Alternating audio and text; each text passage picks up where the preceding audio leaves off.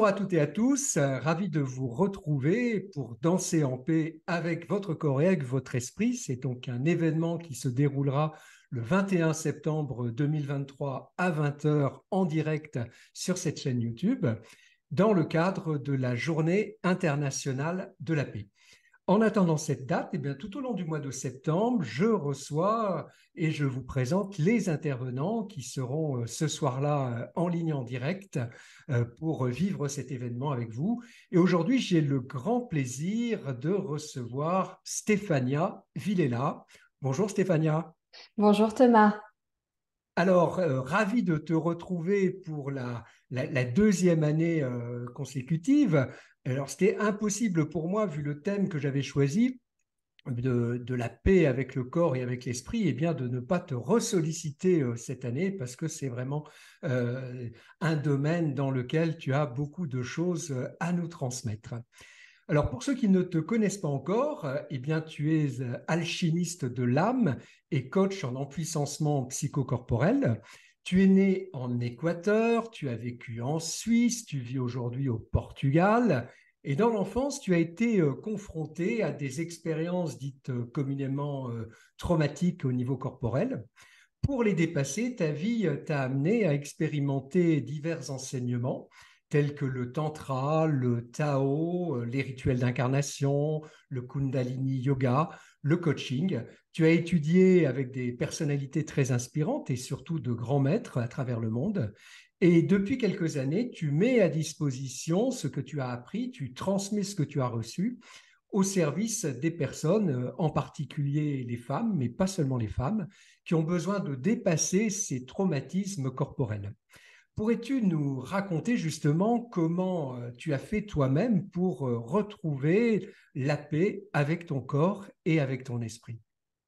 Oui, volontiers Thomas. Alors, c'est un long chemin, c'est un processus, j'ai envie de dire, hein, parce que j'ai beaucoup de gens qui viennent vers moi, notamment pour retrouver cette paix avec leur corps, avec leur esprit, et qui, comme moi à l'époque, qui ai commencé ce chemin à l'âge de 23 ans suite à une rupture amoureuse, qui m'a poussée, j'ai envie de dire, dans les profondeurs de mon être, dans les profondeurs de mon âme, et surtout qui m'a poussée à aller regarder tous ces traumatismes qui avaient été enfouis à l'intérieur de moi et qui m'ont fait, pendant 23 ans de ma vie, me dissocier totalement de mon corps. Marcher à côté de moi. Moi, j'aime souvent dire aux gens, c'est comme si mon corps était en mode pilote automatique pendant 23 ans de ma vie et mon âme marchait à côté. Et cette rupture a mis le doigt en fait sur cette faille-là. Alors, ce que j'ai fait en tant que bonne humaine, Thomas, à l'époque, une humaine très carrée, très mentale, très conditionnée euh, par la société, par papa, maman, etc., eh bien, je suis allée voir une psychologue. Donc ça a été vraiment mon premier pas. Et j'ai fait donc un suivi pendant 4 ans. Et aujourd'hui, ce que j'aime transmettre aux gens, c'est le fait qu'au bout de ces 4 ans de thérapie, eh bien, cette psychologue m'a fait un énorme cadeau qui, à l'époque, pour moi, n'était pas du tout un cadeau, hein. Ça a été même quelque chose de très, très difficile à accepter. Elle m'a simplement dit, écoutez, Stéphania, euh, on va arrêter là le suivi parce que vous êtes une jeune fille tout à fait normale. Vous avez une bonne profession, vous avez un copain, vous n'êtes pas tombé dans les dépendances, que ce soit alcool, drogue, vous n'êtes pas dans l'automutilation, donc vous n'avez pas de problème. Alors là, Thomas, ça a été très difficile pour moi parce que j'avais 26 ans, j'étais très jeune. Et ce qui a été difficile pour moi, c'est d'accepter le fait que ma tête avait effectivement tout compris du processus, du schéma, des schémas que j'étais en train de répéter, des mécanismes. Mais par contre, mon corps, lui, n'avait rien compris. Rien. Je ne me sentais pas du tout libérée et guérie à un niveau corporel. Et je sentais que je portais encore à l'intérieur de moi les séquelles, hein, du traumatisme vécu dans l'enfance. Alors, à ce moment-là, j'ai eu vraiment une grande prise de conscience. Je me suis dit, mais Stéphania, si cette professionnelle dans le domaine du corps psychocorporel ne peut pas t'aider, alors qui est-ce qui peut t'aider? Et là, Thomas, j'ai réalisé une chose fondamentale sur ce chemin de libération, de faire la paix avec son corps et avec son esprit. Eh bien, j'ai compris que la seule et unique personne capable de me libérer, c'était moi. Mm.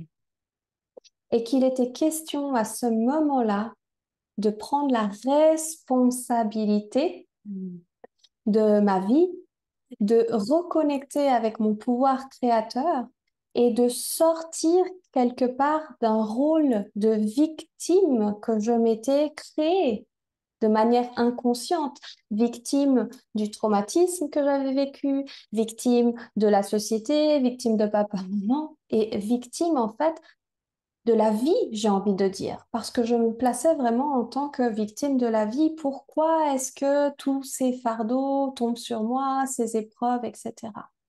Et ça a été l'élément déclencheur, Thomas, pour moi.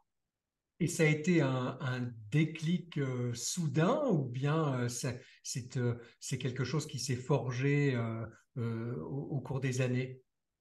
Alors, ça a été vraiment cette personne qui m'a, à nouveau, il n'y a pas de coïncidence pour moi aujourd'hui, hein, et pour moi, il y a vraiment le plan parfait de la vie qui m'a obligée à aller reconnecter avec mon pouvoir créateur. Cette femme qui m'a dit, écoutez, maintenant, je ne peux plus rien faire pour vous. C'était ce dont j'avais besoin. Parce que quelque part, j'allais sinon rester et me complaire dans ce rôle de victime et me dire, bah, il y a toujours quelque chose à faire, j'ai besoin de quelqu'un d'autre. Et là, pour la première fois de ma vie, je suis allée regarder en moi et puiser en moi les ressources que j'avais. Et donc, c'est comme ça que la vie m'a mis sur le chemin du Tao, notamment, dont tu parlais, et du Tantra. Et c'est un cheminement qui passe prioritairement par des connaissances, par une introspection au niveau corporel. Comment ça se passe concrètement? Alors, pour moi, ça a été très particulier, Thomas. En fait, je suis rentrée dans le monde du Tao et du Tantra à travers une rencontre qu'on appelle une rencontre karmique. J'ai rencontré, peut-être que tu en as entendu parler, ma flamme jumelle à l'époque. Et en faisant cette rencontre karmique, moi, j'en avais aucune idée à ce moment-là, eh bien, j'ai eu une montée de Kundalini. Donc, une montée de Kundalini, qu'est-ce que c'est? C'est vraiment l'énergie de la Terre, la puissance de la Terre qui va monter à travers nos canaux énergétiques, la colonne vertébrale notamment, et qui va passer jusqu'au sommet du crâne. C'est une énergie, c'est de l'énergie de vie pure, la Kundalini, une énergie extrêmement puissante. Et ce qui s'est passé pour moi, c'est que du jour au lendemain, eh bien, j'ai eu tous mes sens qui se sont développés et ouverts. Et, et à ce moment-là, eh bien, cette personne que j'ai rencontrée, qui était elle-même déjà dans le monde du tantra et du Tao, eh bien, m'a indiqué la voie, j'ai envie de dire. Alors, à nouveau, pour moi, ce qui est très beau aujourd'hui avec le recul, c'est de dire que la vie, elle nous offre en fait elle met sur notre chemin les bonnes personnes au bon moment, au bon endroit, Mhm. qui vont nous apporter par effet miroir les clés dont nous avons besoin. Et c'est à nous d'aller sentir, percevoir, tiens, là, il y a quelque chose à faire. Depuis, tu animes régulièrement des retraites, essentiellement pour des femmes. Pourrais-tu nous raconter comment se déroulent ces retraites et quels sont les différents outils ou pratiques que tu y Hmm. proposes? Oui, volontiers. Alors, tu sais, Thomas, pour moi, la voie du Tantra et la voie du Tao, ça, comme je l'expliquais, ça a été une de mes plus belles et plus grandes découvertes parce que c'est ce qui m'a permis de me libérer profondément à un niveau corporel, d'aller reconnecter avec la sagesse qui réside en moi, dans mes cellules. Et pour moi, la voie du Tantra, et c'est ce que je propose aujourd'hui, notamment aux femmes, c'est le chemin que j'appelle le chemin de l'alchimiste. Pourquoi? Parce que finalement, dans le tantra, eh bien, l'idée, c'est d'aller toucher son poison intérieur. Et moi, j'aime bien dire aux gens, quelque part, on veut tous être des alchimistes, c'est-à-dire qu'on veut tous toucher l'or de la vie. Mais par contre, les plus grands alchimistes de tous les temps le savaient déjà. Pour toucher à l'or, il est d'abord question de travailler le plomb. Et donc, c'est un petit peu ce qu'on fait en tantra. On va aller travailler notre plomb intérieur, notre poison intérieur, toutes ces fausses croyances, ces schémas limitants, ces schémas d'auto-sabotage que l'on porte en nous, qui nous appartiennent ou qui ne nous appartiennent pas, parce que ça peut aussi appartenir, par exemple, à notre lignée ou même à des vies passées. Pour ceux et celles qui nous regardent et qui croient à la réincarnation. Et donc, on va aller toucher tout ça à l'intérieur et petit à petit transformer ce plomb en or. Et nous avons un organe merveilleux à l'intérieur de notre corps qui nous permet d'alchimiser notre plomb intérieur, c'est notre cœur. Le tantra, en fait, pour ceux qui le découvrent, hein, je crois que c'est l'association en fait de deux mots sanscrits, dont l'un signifie expansion et l'autre libération.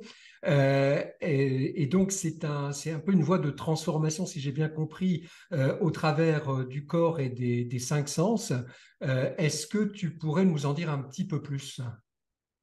Le tantra, oui, bah, c'est exactement ça, c'est la libération. C'est vraiment, comme je le disais, aller regarder en soi qu'est-ce qui est là, qu'est-ce qui reste à libérer. C'est-à-dire que, bon, moi, je parle de poison intérieur, de plomb intérieur, mais on a tous vécu à un moment donné des situations qui sont restées comme cristallisées à l'intérieur de nous. Je donnais l'exemple d'une séparation douloureuse. On a tous, toutes vécu à un moment donné une séparation douloureuse dans une vie.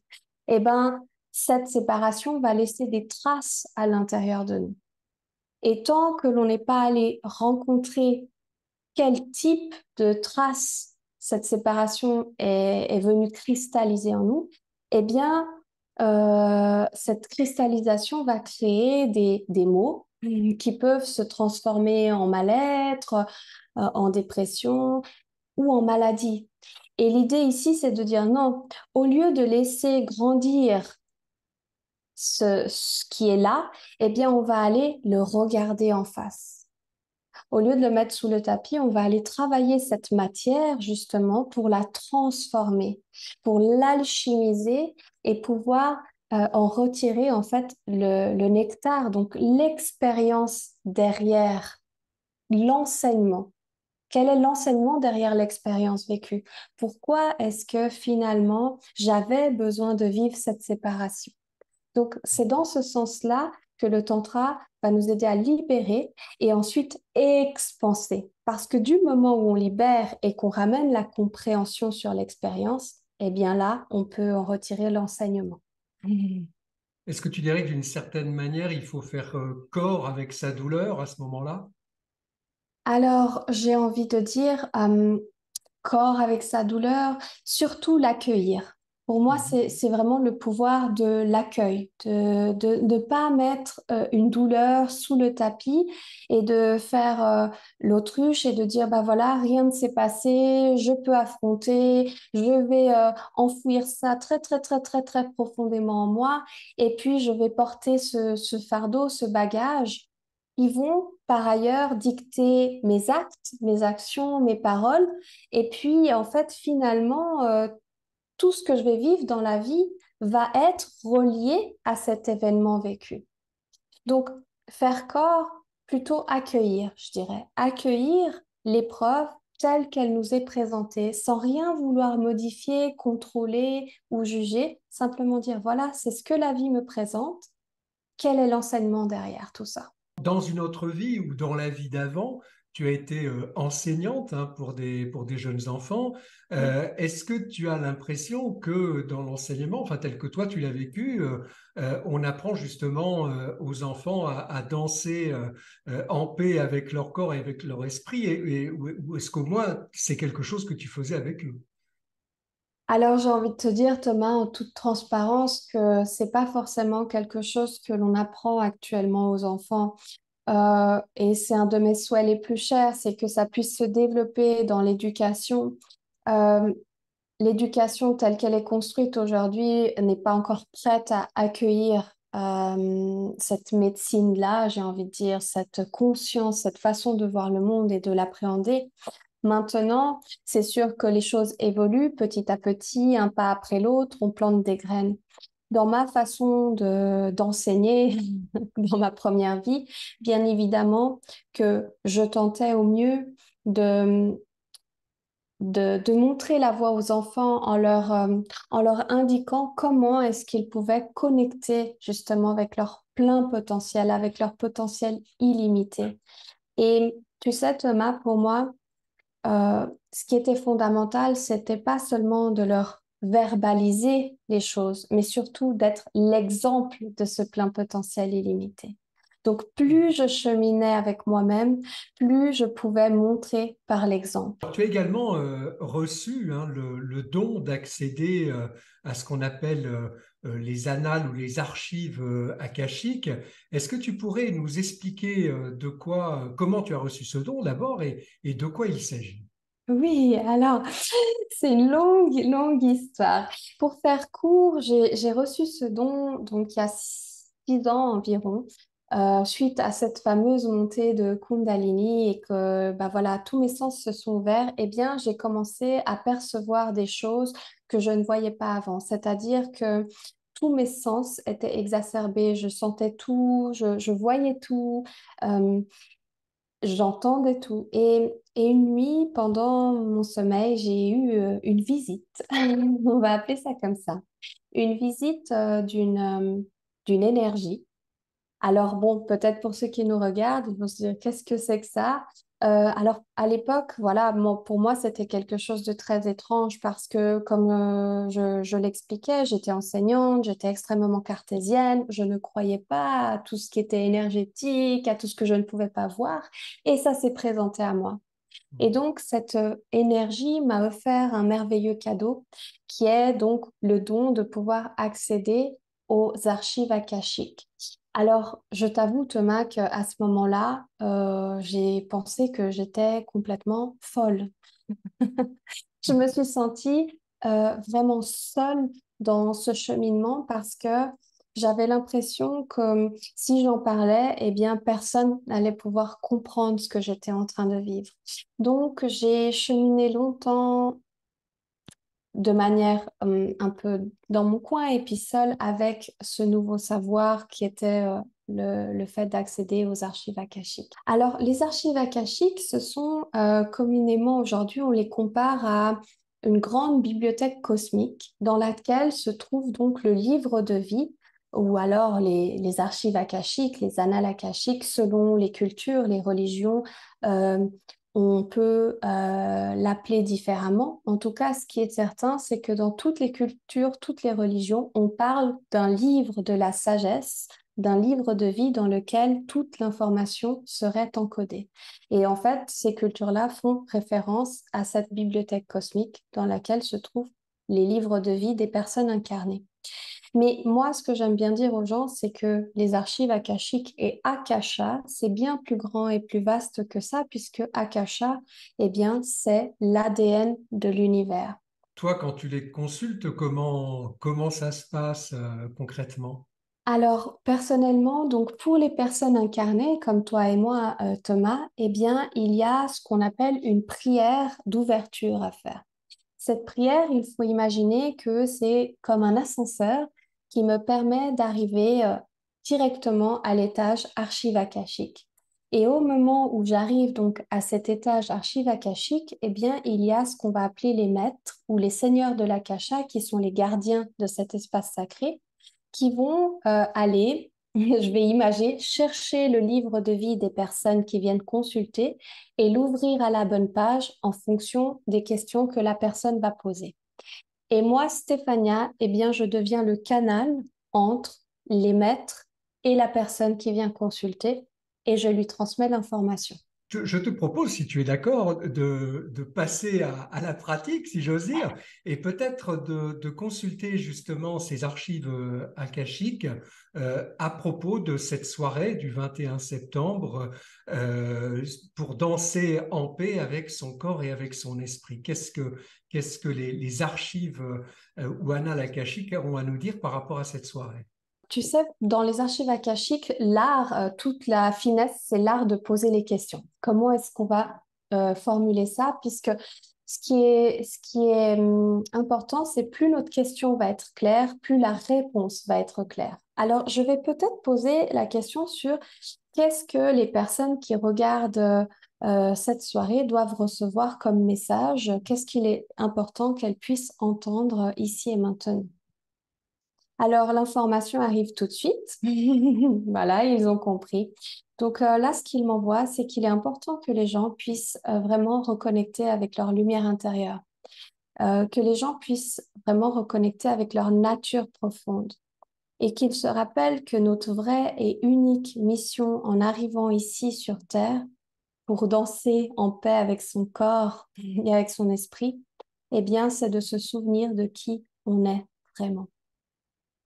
Et là, même, il m'envoie le fait qu'il est important pour chacun d'entre nous de pouvoir aller rallumer réellement, vraiment notre flamme intérieure. Et d'ailleurs, il nous invite à faire un très, très beau rituel, Thomas, pour cette soirée-là. Il nous invite chacun, chez nous, à prendre plusieurs petites bougies, à les mettre dans une grande, grande, grande assiette et imaginer que toutes ces petites flammes qui sont allumées dans notre grande assiette devant nous, eh bien, ce sont toutes les flammes de tous les cœurs qui sont en train de s'unir à un instant T pendant cette soirée. C'est le rituel qu'il nous envoie. Et puis, il nous invite vraiment à connecter à cette... comment est-ce qu'ils appellent ça? À cette réalité-là de dire, mais finalement, quand on regarde cette flamme et quand on regarde une autre flamme, il n'y a pas de différence. C'est la même flamme qui est en train de briller. Et des fois, c'est ce qu'il me montre, on a l'impression que c'est des flammes différentes. Et si on met plusieurs bougies les unes à côté des autres, eh bien, petit à petit, et qu'on commence à méditer sur ces différentes flammes, eh bien, elles vont commencer à former une seule et unique flamme. Quel beau message, quel beau message. Et alors, j'ai envie de te demander, comme toute dernière question, quel serait, toi, ton souhait intime par rapport à ce rendez-vous du 21 septembre 2023 à 20 heures pour danser en paix avec ton corps et avec ton esprit? Bah, tu sais, moi, mon souhait intime, c'est que toutes les personnes puissent, malgré les épreuves de la vie, malgré tout ce que l'on peut vivre en tant qu'humain incarné, parce qu'il faut se le dire, c'est pas tous les jours facile, hein, d'être un humain incarné. On passe tous et toutes par des épreuves qui viennent nous toucher profondément dans notre cellule, dans notre corps, qui viennent peut-être refermer justement notre cœur et qui fait qu'on n'arrive pas à accéder à notre flamme. Eh bien, moi, j'aimerais vraiment rappeler aux gens qu'on a tous et toute cette capacité d'aller toucher notre pouvoir créateur, notre pouvoir illimité, et qu'on a tous et toutes la possibilité de transformer n'importe quelle épreuve vécue en beauté. Hmm. C'est ça mon Ah, message. eh bien, un très, très grand merci, Stéphania. Merci. Merci aussi à vous toutes et à vous tous qui avez suivi cette interview. Je vous donne naturellement rendez-vous tout au long du mois de septembre pour découvrir nos autres invités et puis surtout à cette soirée du 21 septembre 2023 à 20 heures en direct, cette soirée exceptionnelle. Et d'ici là, eh bien, je vous dis, dansez en paix avec votre corps et avec votre esprit.